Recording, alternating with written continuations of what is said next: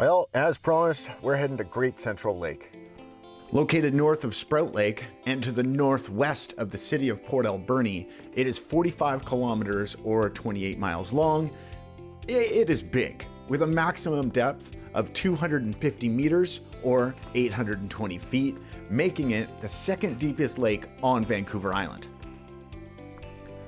The lake is long and narrow, nestled beneath low mountains with second growth forest surrounding most of the lake. Okay, little history here. The name Central Lake appeared in the Vancouver Island Exploring Expedition route plan in 1864. A map of British Columbia from 1871 first referred to it as Great Central Lake, and the name was officially adopted in 1948. This is another fertilized lake here on Vancouver Island. The lake was amongst three other large body lakes from 1970 to 1974 to be fertilized annually in an experiment to enhance the production of sockeye salmon. If you want to know more, please click that link in the description and stay tuned to my channel if you want to know more about lake fertilization. The documentary is coming. Great Central Lake is an oligotrophic lake.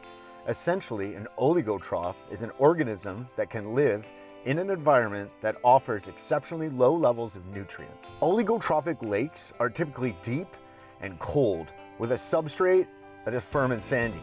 Generally, they do not support large populations of aquatic plants, animals, or algae. However, the fish that occur in these lakes are often low in numbers, but large in size. Dawn, Jay, and myself will be traveling 45 kilometers on the boat with our camping and fishing gear to Strathcona Provincial Park, which is located on the west end of the lake. There's a dam on the east end of the lake that controls water levels that creates a much different scene on the west side. For some reason, I just couldn't stop looking at this. It really felt like I was somewhere else, like Lord of the Rings, Game of Thrones, or maybe Harry Potter. It was just a little surreal. I want to know more about why it looks like this. So I turned to my brother in a bubble, and he just so happens to be an expert in this stuff. His name is Russell Wickarook. He has taken the Forest Technician Training Program. He's certified in landscaping and horticulture. He has a botany degree from UBC. He is the current owner and operator of Island Roots Landscaping. It's Russell Wickarook. Let's see what he has to say. All right. Wow. This is like a liquid graveyard in here. You're running up on a big side of the lake that's been flooded years ago. Probably, you know, back when they flooded it 50 years ago, these old cedars, this is part of the forest floor. They're white because they lose all their abilities to produce food, and their abilities to produce food make them green. So once the tree dies and all the fluids and their natural saps bleed out through years, there's nothing left but white wood. And with the nice thing with these trees is that they're left in such a cold water that they're almost being petrified. Type of tree they are. Well, they're still standing because of the type of tree they are, because yes, cedars do develop a huge root system, but at the same time, the cedars do have what's called ethylenic acid, which is that's their sap.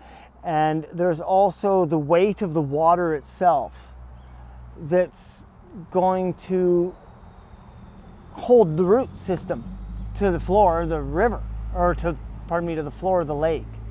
The root systems are being held to the floor of the lake by the weight of the water. So with this, and with any other tree, a maple or a fir tree or an alder, they're going to slowly succumb to the movement of the water, the lake rising and falling, the winds. They will succumb to nature. But these cedars, because of their acid in the tree, the stearic acid, they're so much stronger as a tree itself. Cut it. Oh yeah. Can we? Oh wow, dude, he's big. Black woolly bugger. Oh, whoa! Oh, he shook it. Did he shake it? No, he's still on. He's still on. Oh, dude. Yeah, one more tenth, maybe speed up. Oh yeah. I get him in. He's gonna jump again. He's gonna jump again. No. You let me know if he's coming right in. I'll be a ninja on it.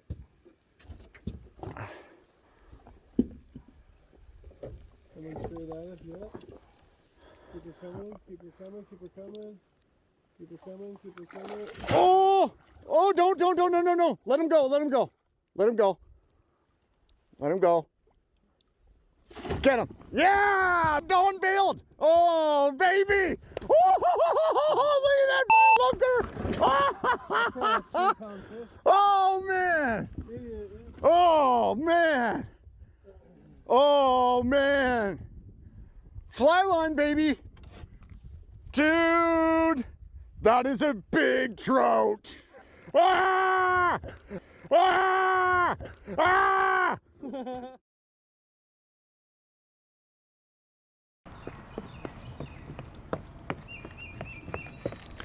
We wake up on day 2. Absolute perfect conditions. There's zero wind out there. There's just a tiny little dusting of rain. It's just absolute perfect conditions for catching fish.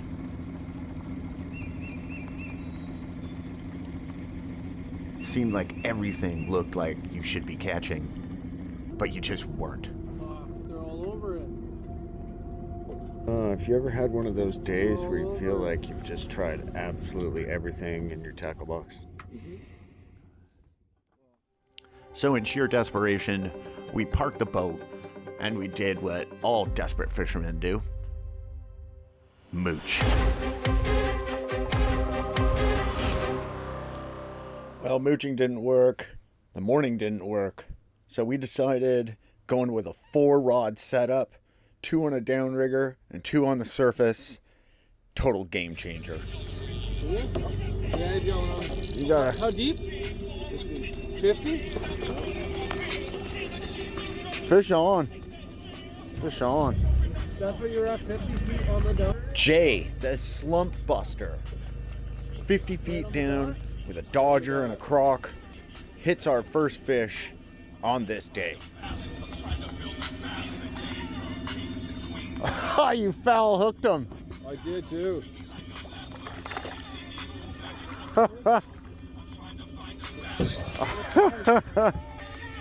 Fish on. Finally.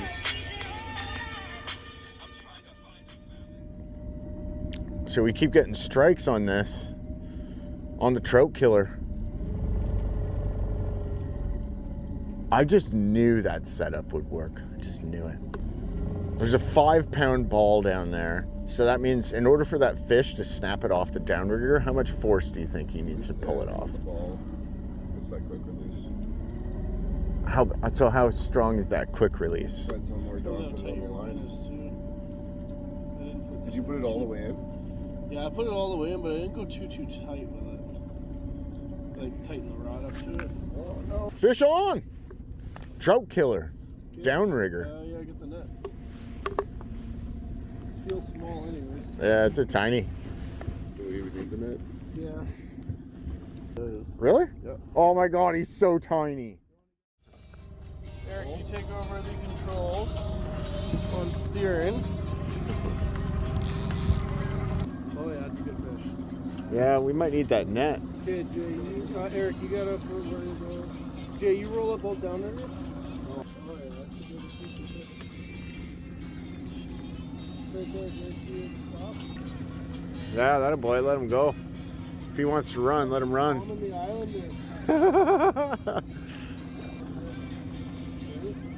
Yeah. It's hard to see. I can't. Oh, he just spit it. Oh! Should have killed the engine. Oh! Chipped. Chipped. Chipped.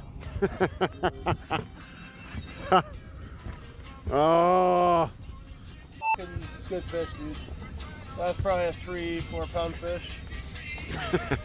No joke. Well, that's going to wrap it up, kids. Just want to thank everybody again for subscribing to my channel. I want to thank everybody for viewing. I want to thank Russ, Jay, and Don. And stay tuned, because we got more great content coming up.